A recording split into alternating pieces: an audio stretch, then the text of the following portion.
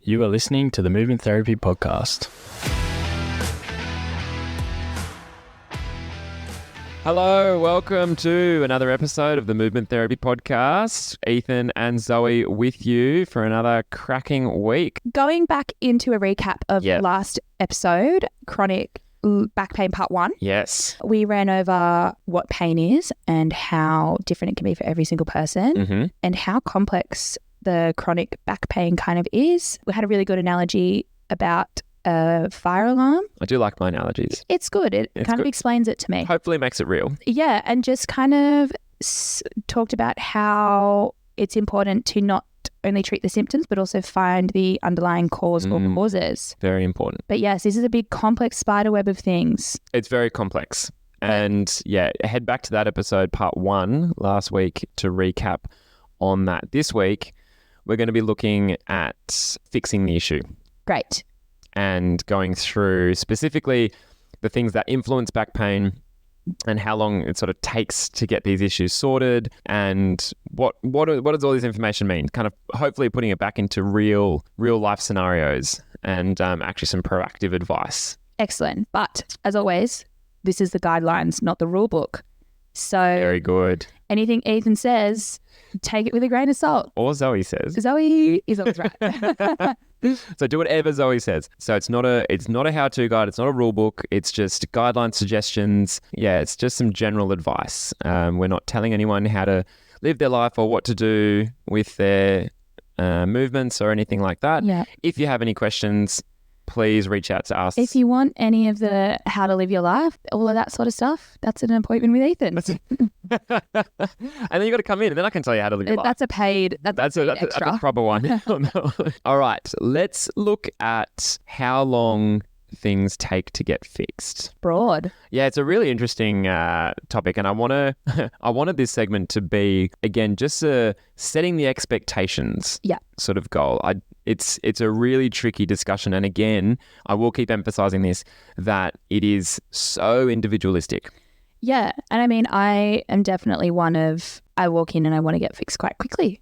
I think that's the common. It's a common one. That is the norm, really. Yeah, and it's unfortunate that it doesn't happen like that. Yeah, and I hope to give you a little bit of just education on how long specific things might take to get fixed. Yeah. Just to set your expectations up. Not saying that, you're in pain, it'll take you forever, don't even start. You're just not going to go from in pain to living the dream in 30 minutes. Yeah, 100%. So as a very, very general rule, the longer you've had symptoms for, the harder they are to fix. Yes. That's a very, very general rule. And it goes back to our sort of movement patterns that we talked about last week.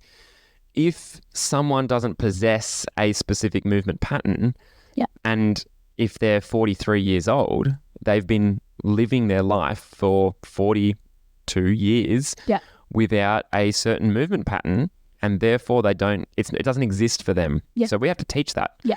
I have to create neural pathways and neural circuitry in the brain to then allow the brain to know what muscles to move and when to create this movement pattern. It's like teaching your mum how to use Facebook.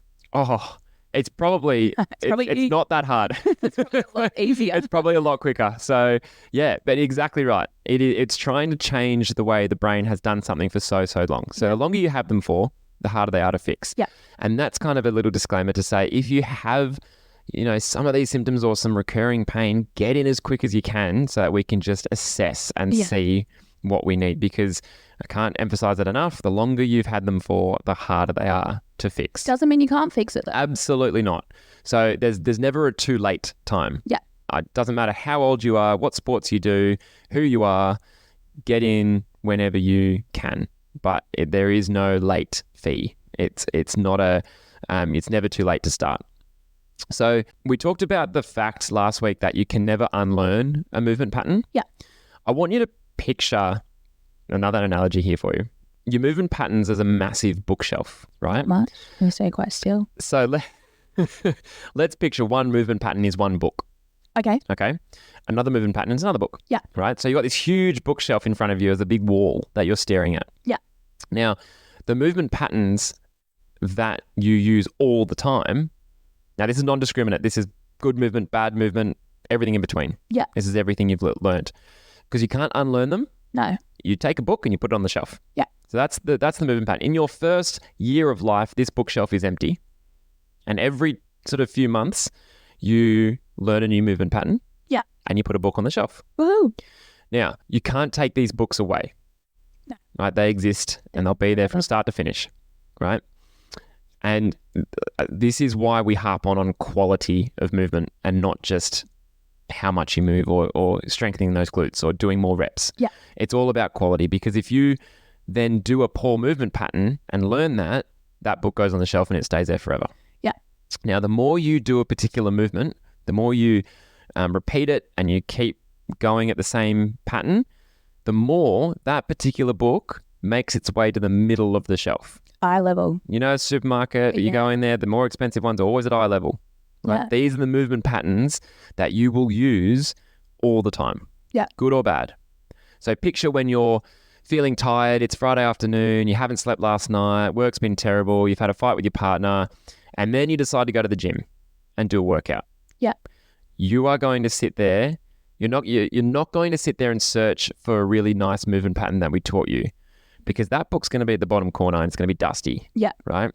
You're going to use the pattern that is at eye level. Yeah. That the most used pattern. Yeah. And whatever that pattern is, that's the one you do. So you pick that pattern, you put it in, and then away you go into your gym routine. You're much more likely to potentially get injured as a result of that. Yes. Right. So there's heaps of other factors going in there, but I want you to picture this giant bookshelf in front of you. That's your movement patterns, and let's get the best movement patterns you can right at the front of eye level. Yeah. That way you revert back to them when things don't go particularly well. Yes. Cool? Cool. All right. Now, what influences chronic back pain? So what are the variables we're talking here? I think we could be here all day talking about that. We literally could. The list is pretty much endless, but I'm going to hit you with the 4 or 5 most sort of the biggest ones. Yeah. That I could think of anyway. Yep. Feel free to jump in here if you think of any more.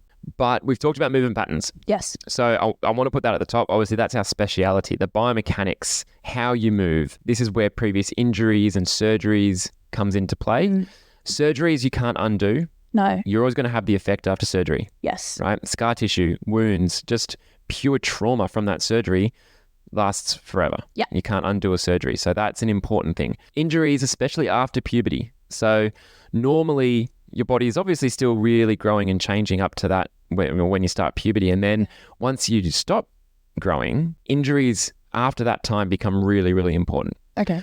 Now, not to say that injuries before puberty aren't important. They're still very vital, but the ones after puberty are the ones where we're really interested in. Yeah. Okay. Now, I've used the phrase before, I believe, but it's the regional interdependence model, right? And we talked about this briefly, being the fact that every part of the body is connected. Unfortunately, but also fortunately. Exactly. And that every part of the body is dependent on every other part of the body. Yes. Okay, so your elbow movement is dependent on your shoulder movement and your wrist movement, for example. So that's the way everything is connected. Yeah. Okay.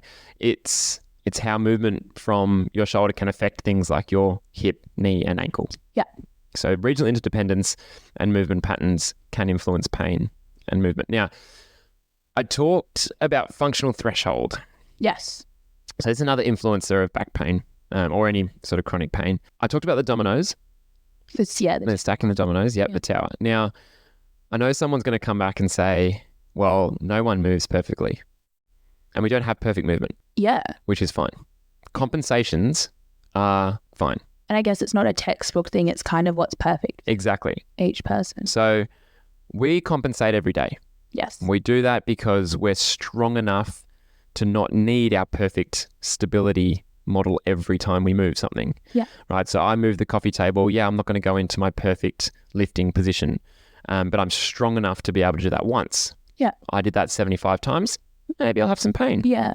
So this is where the dosage is important. So you'll hear this phrase a few times, but the dosage makes the poison. Yeah. Right? Dose is important. So, there's nothing wrong with a couple of Panadol. You take 400 of them, there's going to be an issue. Yeah. So the dosage is really, really important. Now, dosage of movement is really important as well. This is where we get the functional threshold analogy. So how long can you do a compensation movement for, and how much can you challenge it before they become an issue? Right. Right? So I want you to picture this, and I'll do my best to describe it without drawing it. Usually this is a whiteboard session for my clients, but picture a graph. Yeah. Okay. So you've got on the y-axis, Yeah. you've got load. Yeah. Right? And on the x-axis, you've got, let's say, time. Yeah. Right? So on the sort of mid portion of the y-axis, you've got this dotted line that goes across the x-axis. Just to clarify, Y is the vertical one and X is the horizontal. Did I get that right? Is that correct? Yeah. But I can see your hand. Yeah, I know. I was But- picturing it, and I was going back to year 7 maths, and I hope I got that right. I think it I was. hope so too. Yeah. I really hope. Oh, I I got it really right hope as so. well. I apologize. I'm not a mathematician, but the vertical axis, let's call it that, Right. is the load. Horizontal axis is the time. Yeah. Okay. There's a dotted line above the x-axis. That's your functional threshold. Yeah, running Okay. parallel It's dotted line up running towards it. parallel with the x-axis, that Yeah. horizontal axis. Now, let's use running, for example. Yes. Okay. The amount of people that come in and say they've started running by running 5Ks is massive. It's huge. Yeah. Right? It's a very typical distance that we get for people to start. Yeah. So let's use a 5K as an example. But say your 5K is your functional threshold. Yes. And say one day you then go to 10K. As soon as you hit that 5K mark, that functional threshold, Yeah. you start to change your running style. Yeah. Yeah, this is where the form breaks down. So you might have perfect form, perfect running technique, everything's going well until you hit your 5K. That's the dominoes starting to fall down, Okay. right? So you change your running style. You might limp a little bit. You might load your feet incorrectly. You might start putting more weight on one side. It's not going to be massively obvious. You might not even know. You might not even notice, but you keep pushing because you feel okay. Yeah. Right. And then you keep getting worse. And then you keep getting worse as you keep going. Things become a little bit harder. You start to sort of drag your feet a little bit, and then you stop and you go, oh, that was a bit gross. Yeah. That's fine. The next day you do the same thing. Yeah. The next day you do the same thing. And then that keeps on going for multiple days, especially without good sleep and without recovery. Now we're starting to get closer to our failure point. Yeah. Because you've already pushed the functional threshold. Yeah. So now you're on top of that. You're starting to hit the failure point. You keep going. Eventually the domino stack will fall down Yes. and you will injure yourself Yes. because you have challenged your compensations too much. Yes. You with me? I'm with you. So what we need to do is increase the functional threshold. Yeah. We need to increase the amount of reps or time you can do without changing your form, Without switching books. without changing books. Exactly, as long as that book is a good book. Yeah. Exactly. So back to that analogy, we train you at that 5K mark or just below, and we do repetitions of that. And eventually you'll be able to do 5.5Ks with that good technique. And eventually you'll be able to do 6Ks. And then eventually your functional threshold actually keeps going up. So when you do 7 and 8 and 9Ks, your form doesn't change. You might get slower. That's fatigue. That's completely fine. Yeah. But your form doesn't change. Yes. And you're not putting another domino on top of that stack. So that's functional threshold. It is linked to movement patterns, Yes. but it's an important concept. So you might see one of our diagnoses as poor functional threshold Uh-huh. or reduced functional threshold. Another influencer of sort of chronic back pain, and this is a big one, is health status. That is a big one. It is a big one. So general health, inflammation, inflammatory conditions, stress, so anything that can create systemic inflammation. So inflammation that circulates around the whole body. Yeah. So essentially you're in a constant state of inflammation, right? This affects every cell, living cell in the body. Okay. Now, normally, and we'll talk about this in another episode, but normally we talk about inflammation as a good thing Yes. because it helps healing, Yes. right? So you roll your ankle, you want it to swell. Yeah. You want it to inflame. But excessive inflammation is bad, especially in areas of the body that don't need it. Yeah. So circulating systemic inflammation Mm-hmm. is bad. Yeah. Right? Constantly. Yeah. So the things that affect this could be things like sleep. And if you've ever had a session with me in the clinic, regardless of whether you have chronic headaches or you've just rolled your ankle, I'll probably ask you about your sleep. Yes. Confirmed. So sleep is part of your recovery. Recovery is so important for growth and development of anything, whether that's strength, power, endurance, even learning. Sleep is so important for just general cognitive health and learning. You release growth hormone, just general preparedness and readiness for the day. I could literally go on for hours about how important sleep is. Put me to sleep. But I will put you to sleep. So, disclaimer if you are driving. Now, sleep is linked to what we call sympathetic tone. Right. So you might have heard me talk about that in the clinic as well. And essentially that describes, so you've got two sort of specific nervous systems here, sympathetic tone and parasympathetic tone. So sympathetic is more described as your fight and flight response. Yeah. High adrenaline, you're ready to go, switched on. Yeah. Whether that's a sporting event or work meeting, anything. You're prepared, you're ready. Yeah. Parasympathetic is more described as your restful nervous system, digestion, chill out, sleep, that sort of nervous system. Now, if you live in your sympathetic tone, you'll have a high amount of resting tension through your muscles. Yes. So you use the analogy of you're constantly prepared. Yeah, always on the go. Yeah, or always ready to go, whether you're needing to sleep or not. Yeah. So this affects everything. So muscle fatigue, general movement patterns, general muscle restriction, as well as, things like heart rate variability. So HRV, which we'll go into probably in another episode. And another one. We're going to be here forever. We probably will be here forever, hopefully. So all of these things will affect the signaling to your brain of all signals, including pain. Yeah. And that will affect things like your chronic pain. Yeah. Whether that's in your back or shoulder or whatever it is. Now, you could go to the best physio in the world, but it would be absolutely useless if you have a poor lifestyle. Yes. We cannot beat a poor lifestyle. Yeah.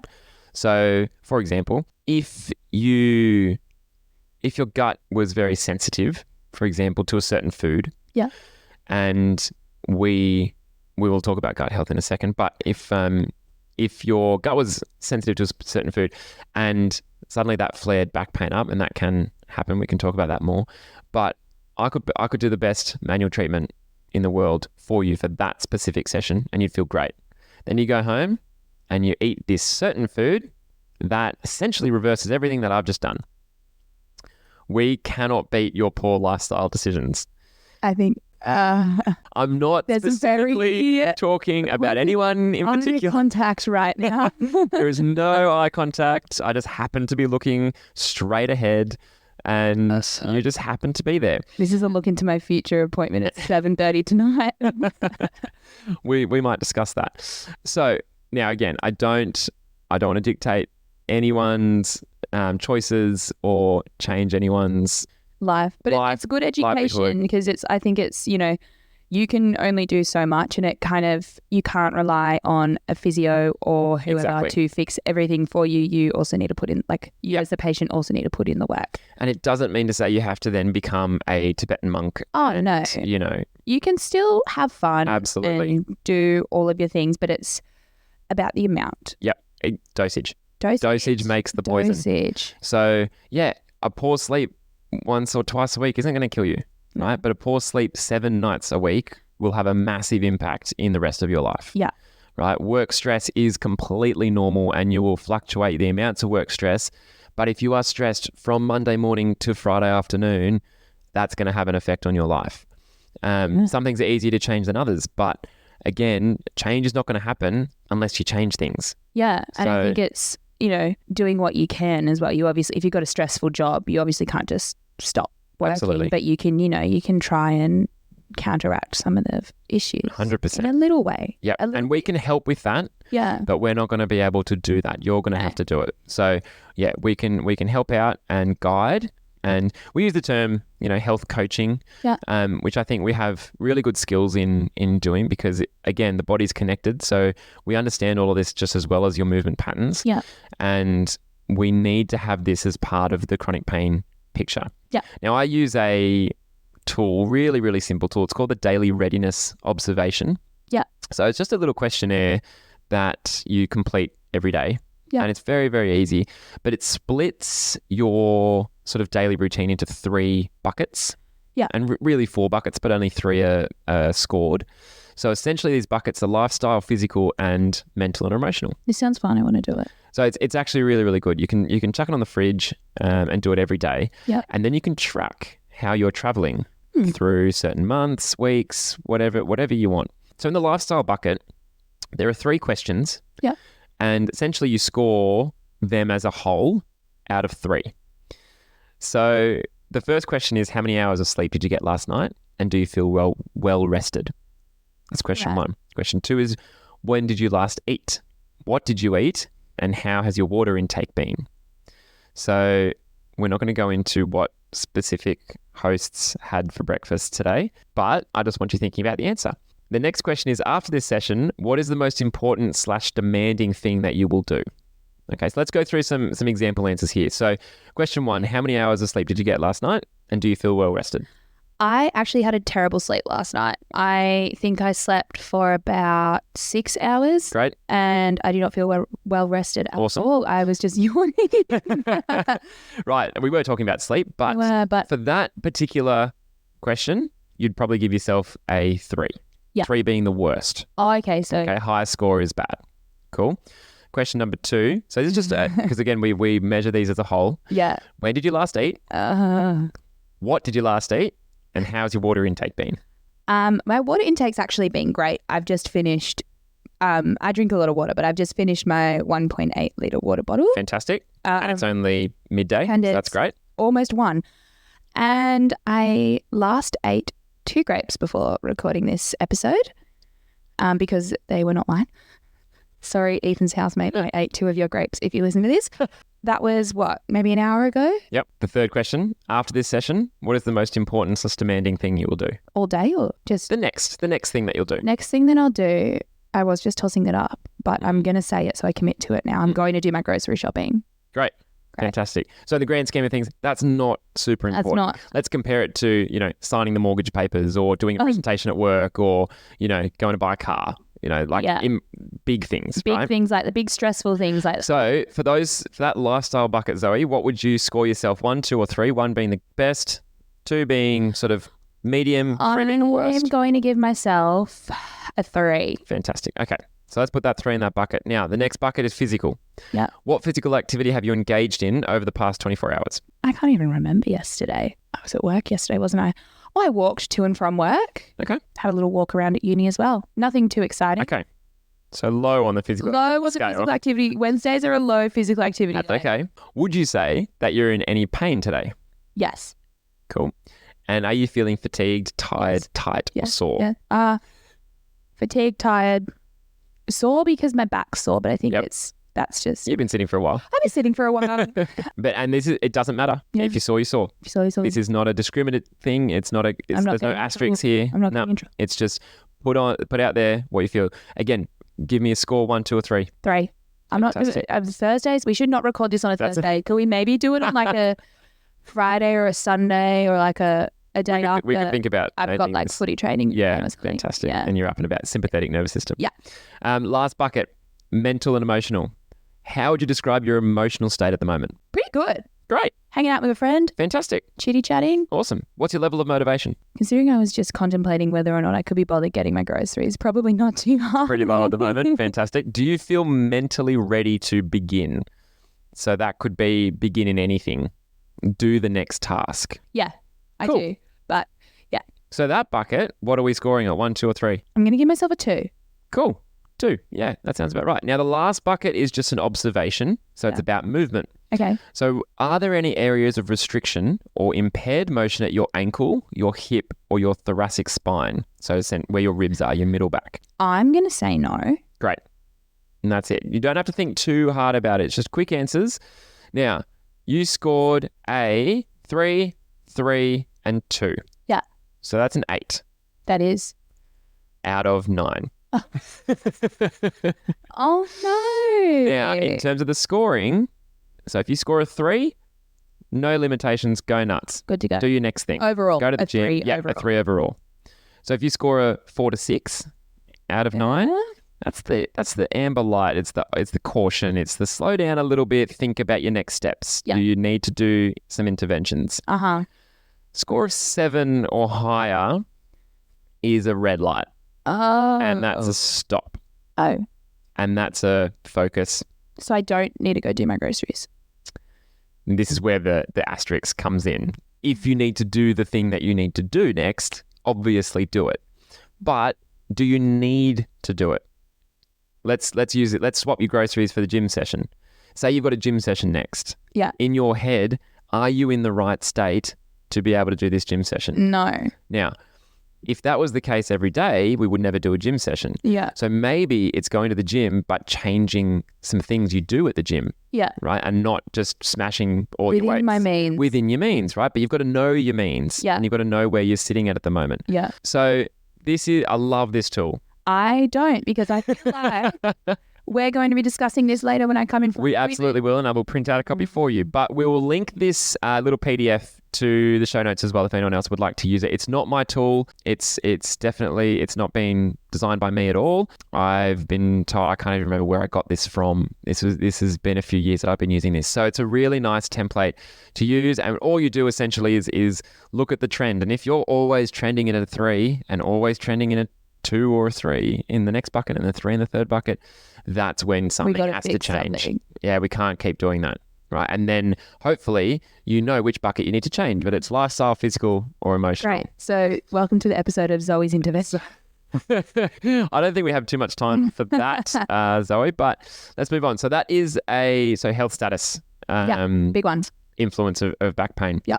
Now, we touched briefly on gut health, but your organs, right, in your intra-abdominal space, so underneath the ribs and above your pelvic floor, are physically attached to the spine. Oh. Right? So things like intestines, liver, stomach, spleen, gallbladder. These organs are connected via fascial links to the abdominal wall and to your spine. There you go. So they have a massive influence to specifically back pain, because that's where they are. And from a pure biomechanical perspective, if any altered function from these organs, they'll directly create a pull on where they're attached. Yeah. So potentially the spine. Yeah. Now there's neurology in this as well. So it's not just purely biomechanical, but the signals from the organs can influence how the spine works as well. Yes. And again, we'll go into this more later, but it's interesting to start thinking about people with chronic back pain and asking the questions, do you get bloating? Do you get reflux? Are there any gastrointestinal discomforts? Are you on, Nexium or reflux medication? And personally, I was on Nexium, I think, for the best part of 5 years. I had all the scopes and investigations done and we could find nothing. And then I started to change my diet. And started to, I experimented with some fasting and experimented with different foods. And my gut is doing amazingly well. Congratulations. And now I notice certain flare-ups. And when I'm going, that's going to flare me up. And this is where the same, we don't need to live, a perfect life, but we need to understand triggers to weigh up the cost versus benefit of that trigger. Yeah. And we sort of assess the problem, how much is this action going to cost me? Yes. And can I afford it at the moment? Yes. And I look back at the daily readiness observation and I go, yeah, they're all 1s. I can afford this, right? If they're all 3s, or probably not. Yeah. Right? So we put it all together. Yes. Now, breathing. Again, if anyone's come and seen me in the clinic, I've talked about sleep and I've talked about breathing. They're the two things that I'm probably going to mention a lot, right? If I had $1 for every time I said the word breathing. It's like a parrot. It's just a wind-up toy, one of those woody pull string toys that just says, how's your sleep?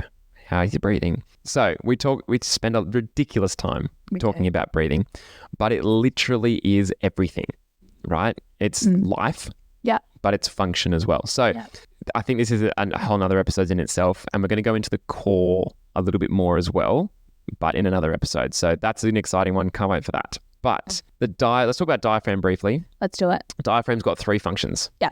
Right? Breathing. Yes.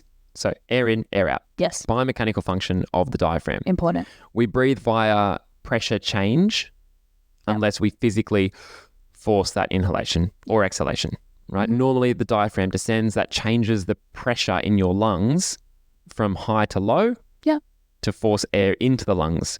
Then the diaphragm goes up, squashes the lungs, changes the pressure from low to high, and then the air forces out of the mouth. Yep. And that's just normal, quiet breathing, right? Without force. The second function of the diaphragm is gut management. Okay, so your esophagus actually travels through the diaphragm. Right. So that hole where the esophagus travels through the diaphragm will open or close depending on what position you're in and what position the diaphragm is in. And this is linked to reflux. Right. So if you're in a certain position, i.e. lying down, and that diaphragm is not closed around that esophageal hole, you potentially will get acid falling in to where it's not supposed to, and then you get symptoms like heartburn and reflux. Like a leaky water bottle in your bag. Leaky water bottle in your bag. It's slow, but it's there. So that's just one example. But every time you breathe, you're creating this gut movement around the diaphragm. The diaphragm is a determinant of that.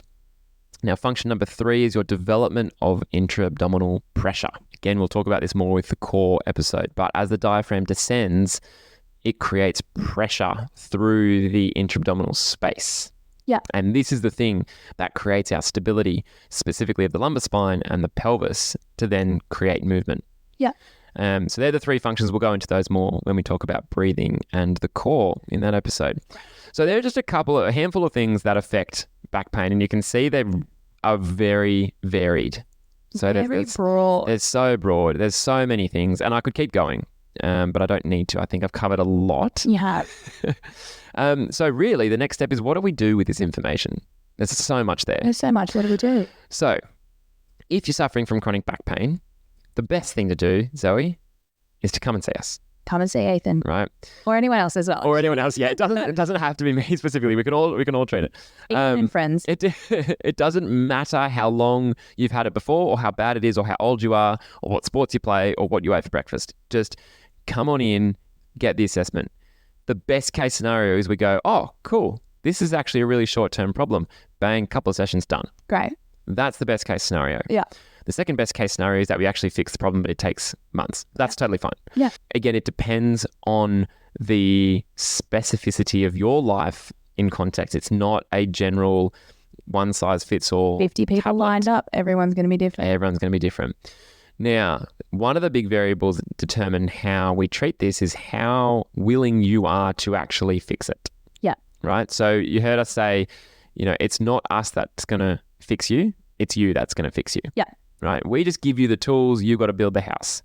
Okay? Yes. It does take effort for you to change your neurology and change your movement patterns. And sometimes we got to throw a lifestyle change or two in there as well. Yes. And I know you say that with rolled eyes, Zoe, but you know as well as anyone I'm that very well versed. there is no point coming to see us and working on this if you aren't willing to change something. Yeah. Okay.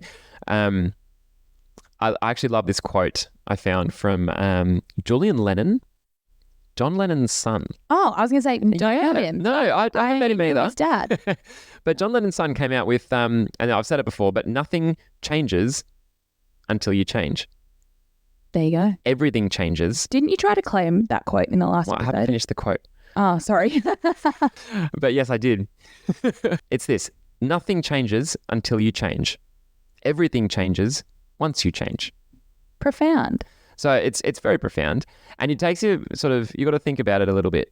But you have to change in order to change something. Yeah. It's not just going to happen. It's not. And unfortunately, coming to physio once a week for half an hour is not going to change anything. No. Right? So that, again, there's no point coming unless you want to change things. And It's it's chronic not. pain. It won't change nothing. It'll change a little bit, but Yeah. it's not going to change the whole thing. Absolutely. Yeah. And I think you turning up is change in itself. Yeah. That's a start. But you've got to go through the full course. Yeah. When the doctor gives you antibiotics, you don't take one tablet. You've got to go through the full course. I hope we don't. I hope you don't. And that is That's another that is episode and I'll be sitting here. but that is a how to live your life question. I will say you need to take the whole course of antibiotics. That's a rule book. That is a rule book. No, that's not advice. That is the law. Please take all your antibiotics. But that's the thing. You take the whole prescription. Yeah. Now, it's easier taking antibiotics than changing movement patterns, but it's exactly the same. Yeah. You need to go through the whole course and actually finish and put that book on the shelf in the middle. Yeah. Here's another example. I worked with a patient who actually worked in North Sydney. So we're down here in Wollongong. Yeah. It took him 2 hours to get to work on a good day. Right. So North Sydney, he left work here or left home at 5 o'clock in the morning, every morning. So he worked 5 days a week. Right. Right. It took him 2 hours to get to work. Let's say 2 hours home. And again, good day. Good day. 4 hours a day. Right. Now, my maths is never that great. So let's Neither's see how mine. this So goes. let's try it. 4 hours a day. Yeah. Right. 5 days a week. Yeah. 20 hours a week. Yeah. 20 hours a week he spends sitting down in the car. That's it. 20 hours a week. He's almost lost a day. That's roughly 4 full days a month that he's lost. A lot of sedentary time. That's roughly, I'm going to keep going, 48 days or 6 weeks a year. That's crazy. So over 20 years that he's been working in this job, Oh, God. he's lost about 10 months full-time driving. Wow. 10 months, almost a year Uh-huh. of his life in the car. Yeah. So Okay. I assessed that this was a big problem. Yeah. I can see that. So again, he presented to me with chronic back pain. He was overweight. He was unhealthy. He had sleep disturbances that were extremely high. He had a lot of fatigue. Yeah. Poor diet choices. So not only what he was eating, but when he was eating, because he was on the road a lot. Yeah.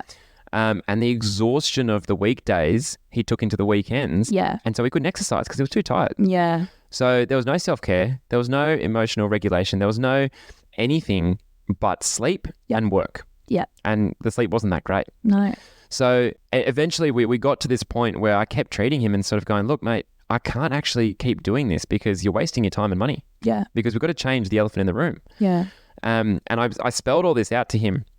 And unfortunately, he wasn't willing to change his lifestyle. Yeah. So we made some improvements in the pain. But then I said, look, that's it. I think if you keep coming, I'm wasting your time and money. Yeah. So I want you to process all of what we've talked about, come back when you're ready. Yeah. So again, I think that sort of emphasizes, especially with this kind of pain, that can sometimes be the problem, is the lifestyle. Yeah. But he wasn't willing to fix that. And so I don't want to just keep treating the symptoms. You can give us the books. It's just about where we put them on the shelf. So I'm going to keep treating him when he comes back in, because in 6 months' time he's going to get his back pain back again, which is fine. That's totally fine. One day I hope it's gonna click, and he's going to hopefully come back in, so we can fix the whole thing. But I just want to put it out there, little things that you might do build up over time. Yeah. So that 2 hours a day or 2 hours, 4 hours a day, doesn't seem like a lot. Well, but 10 months a year, it's or 10 months over 20 years is a lot. Yeah. Right. So almost a year of your life wasted. Yeah. So there's so much more than we can do. I want you to emphasize that it's not just about, where we massage and put needles and mobilize and that sort of thing. There's so much more we need to look at from a holistic and a whole lifestyle point of view that will affect chronic pain. And it's not to disregard them, but we have got to find the candle. Yes. So we can put it out. Yeah. Cool. I think we've hit the end. We've hit the end. There's a lot of information there. I hope as an overview, we understand that there's a massive amount that goes into treating someone with chronic back pain. Yeah. But it is possible. It is, yeah. And there's things that we can do. There's small things, there's big things, there's everything in between. But I want you to remember that pain, for the most part, isn't normal. And that in the absence of any neurological conditions or autoimmune diseases and rare cases, etc., that it is a signal that we need to respect and assess and hopefully change. Yeah. And physios, Ethan and friends can give the tools. And we can give the tools. But we got to build the house. You got to build the house. And that's, I think, the main thing. Once we've given you the right information, it's up to you with what you want to do with it. Yeah. So our job is to find the cause. That will take some time. Yeah. And then it's up to you if you want to fix it, if you're motivated enough. And then obviously it's something we can work with. Mm-hmm. Thank you so much for listening to that. Hope you stuck with us. It was a bit of a heavy one today. And we do love any feedback on these episodes. So please email me at ethan.miles@movementtherapy.net.au if you have any questions at all or feedback. And you can also find us on Instagram at movementtherapyaus or online at movementtherapy.net.au. Thank you so much. Can't wait to get back into next week, Zoe. Can't wait. See you then.